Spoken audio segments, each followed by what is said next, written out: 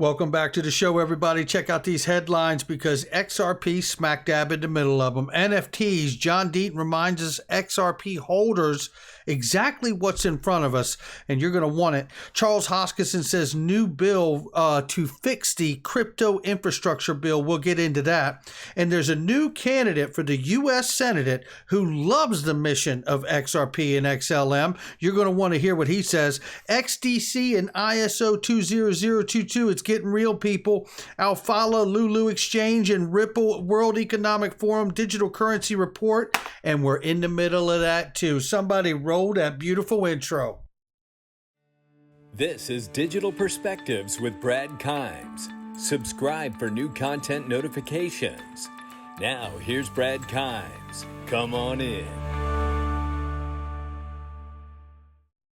Welcome back to the show, everybody. You can follow me on Twitter at BackupBradleyAbove, and everything that we're talking about here today. $2.605 trillion market cap for crypto. We're off by 1.10%.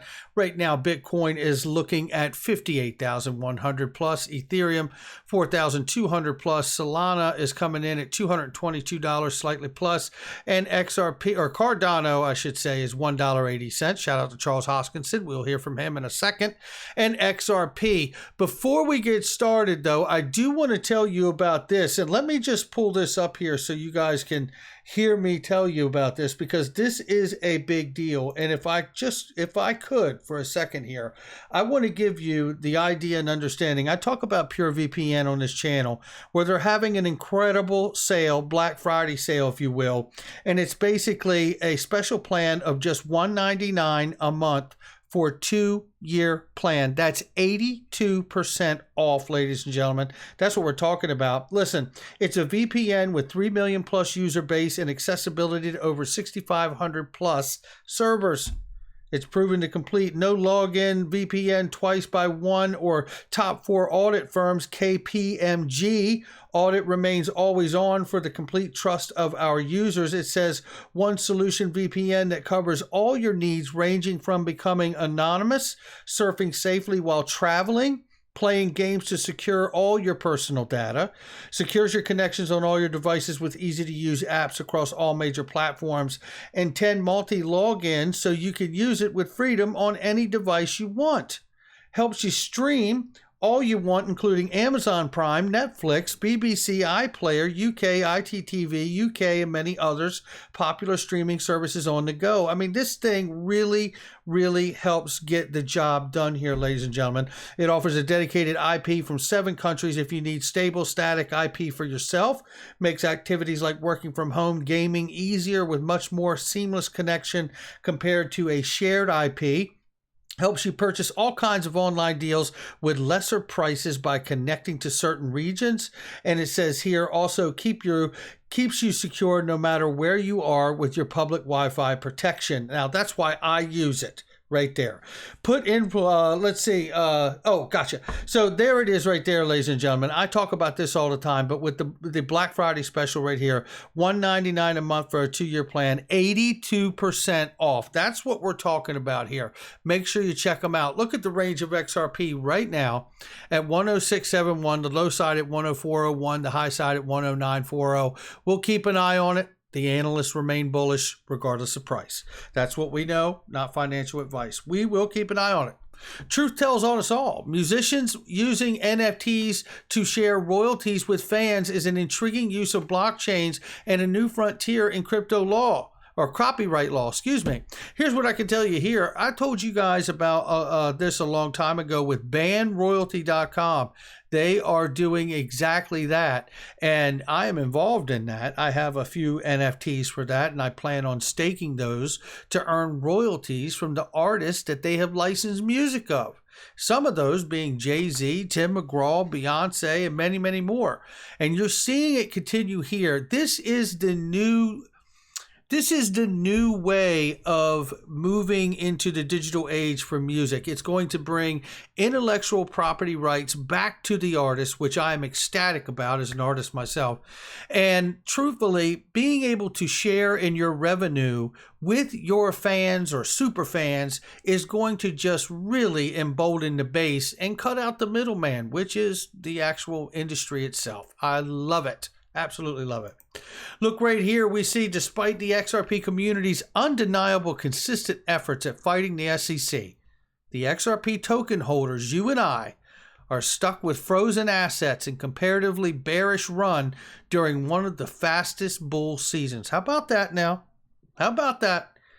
Now, I tell you, John Deaton is the voice of the XRP holder. If you have not joined that class action lawsuit, I highly encourage you to go to either Crypto Law on Twitter, which you can see on the side here, or cryptolaw.us, and sign up for the lawsuit, or John Deaton's page. You can see it. It's pinned at the top of the page, and join that fight. He is the voice of the XRP holder.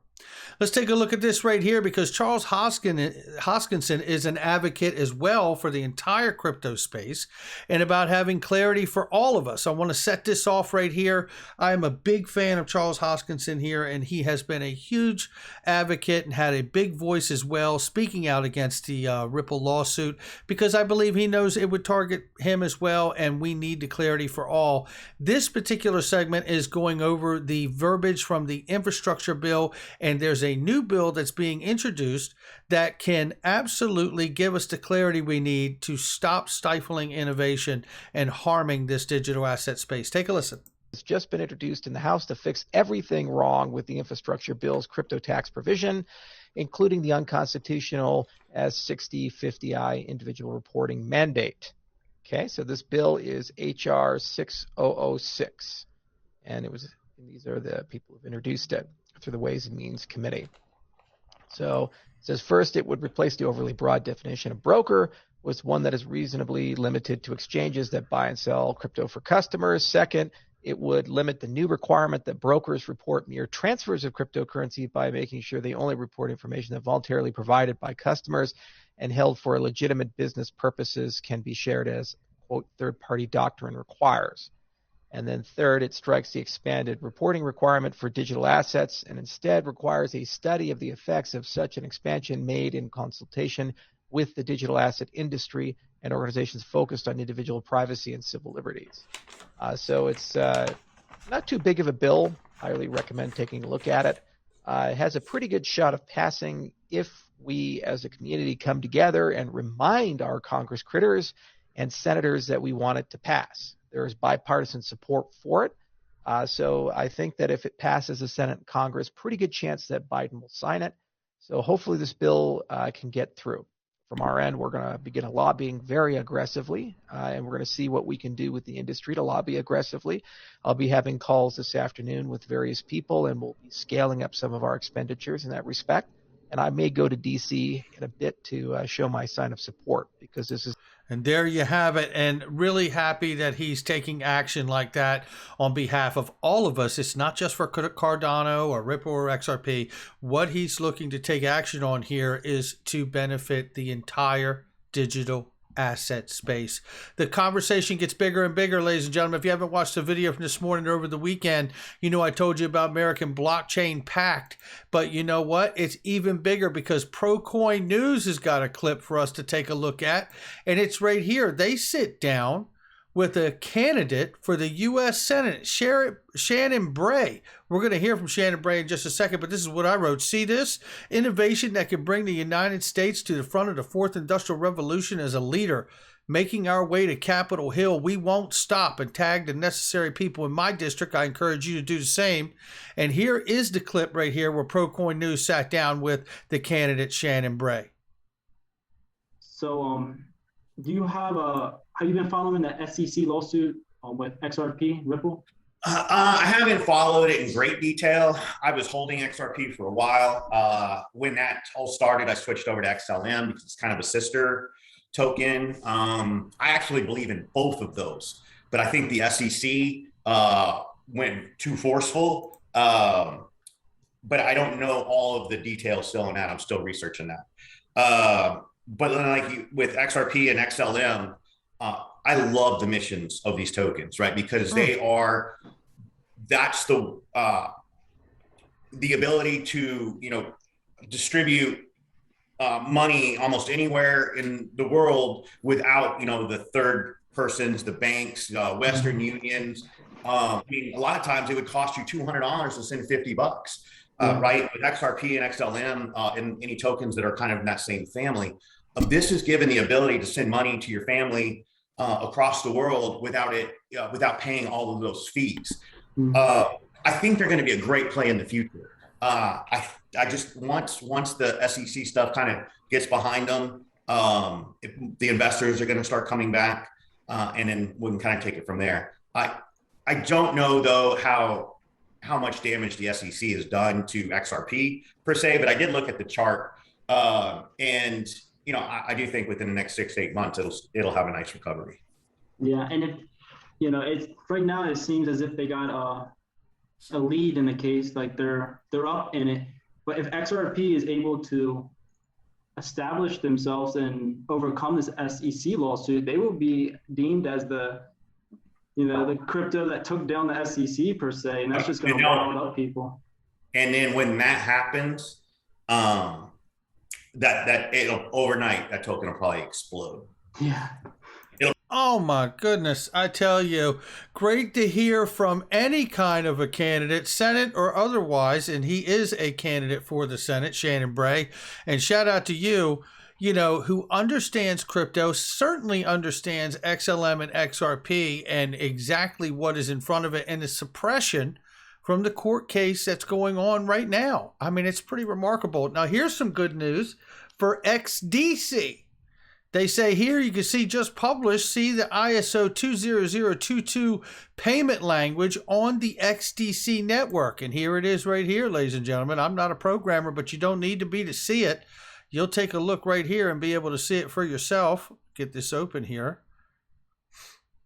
And it shows it right in through here. You can see bank 1, bank 2, bank 3, right? And then it goes through all the proper coding languages and shows you how it's all laid out here. But this is a look under the hood, if you will, of what's going on the network. And it says here, as they say, proof is in the pudding. And now XDC's community, as well as all newcomers to this blockchain project, will be able to see the actual ISO 20022 compliant financial messaging being sent across the XDC network. There you go, right there.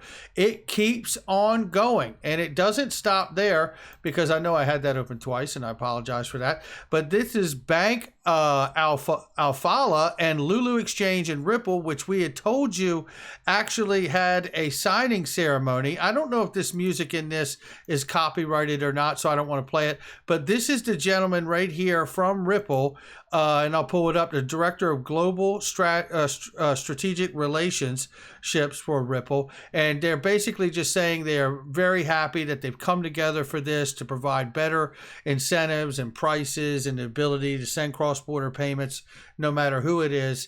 And it is very exciting. And I have said this before, one of the best ways to show the United States government, the United States US SEC, and the court,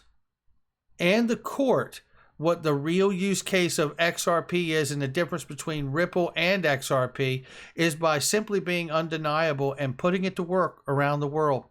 There it is. And it's going to see more evidence of that here. This is a quick overview before we get out of here of the World Economic Forum's most recent report from this month.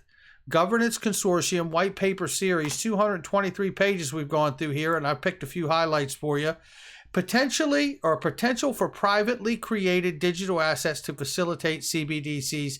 It still to this day cites XRP as a solution here. Existing private sector blockchain-based digital assets could potentially assist in the facilitation of cross-border wholesale interbank CBDC payments and transactions. Examples include the utility settlement token, which I believe is no longer really as viable as it once was, and XRP digital assets, such as assets may serve as a bridge currency in cross-border interbank payments.